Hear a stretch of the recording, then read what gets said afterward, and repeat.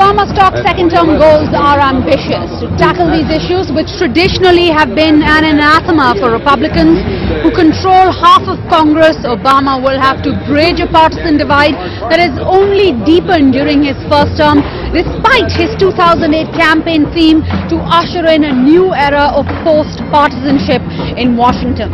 Second terms have been notoriously unkind to modern presidents. Richard Nixon resigned in disgrace. Ronald Reagan's second term was marred by the Iran-Contra guns for hostages scandal.